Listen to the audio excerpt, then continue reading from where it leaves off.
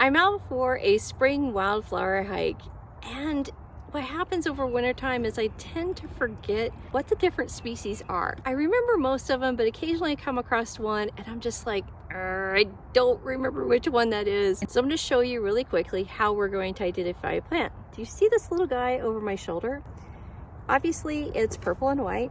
It's stunning, it's gorgeous. I have no idea what it is, but I'm going to ID it out. So I'm going to use the Newcomb's Wildflower Guide to figure it out. I'm going to take you along for the ride. Now Newcomb's sort of uses a dichotomous key, so you can key out. That's a yes or no key to determine what you're looking at, what the plant is. So let's get started. All right, the first thing that we need to determine is, are the flowers regular or irregular? And that means, if you can see the flocks right here, regular flowers are going to have this round pattern. You're going to have pretty much the same shape overall. It's going to be like a daisy would be, or again like that phlox. When we look at Newcomb's guide, we see up here in the corner we have regular, or they're going to be in that round, like this one here right there. You can see it's a round shape and it's equal both sides. Or this plant right here, round shape, equal on both sides. Regular parts, the flowers are going to be symmetric in usually a circle, as we can see with a lot of these flowers. So what we have are what's called irregular parts, and that helps us eliminate most of the flowers that you're going to come across. Now the next thing that you need to look at are the wildflowers alternate leaves or opposite leaves, and we have opposite leaves. We just keep going here till we get to opposites, and now that we're in opposites, now we can go and figure out, are the leaves entire or are they toothed? And if we look again at our plant, we see that they are toothed.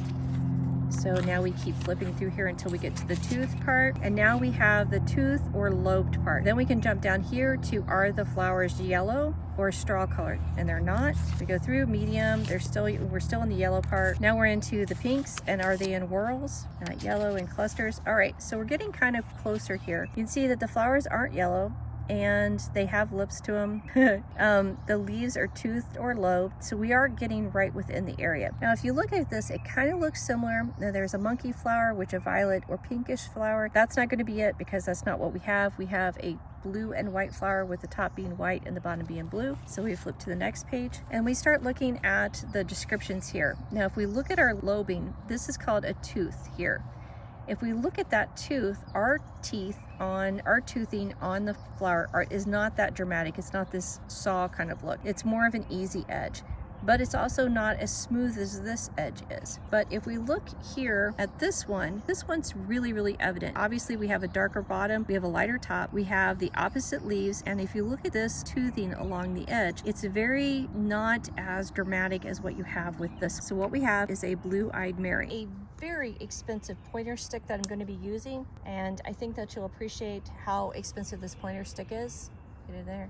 We have bicolored flowers, the top lobes being white and the bottom lobes are blue. If you look at the flower, it is about a ½ inch to 3/4 of an inch from top to bottom.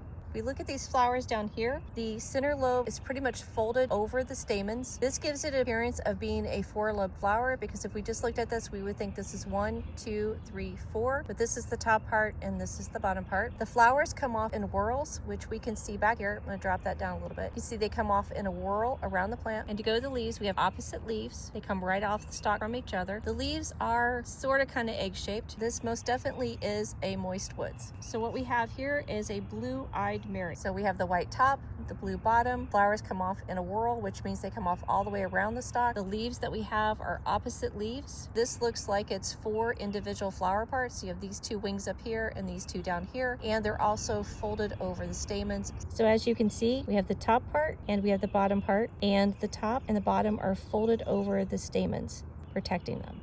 Blue-eyed Mary.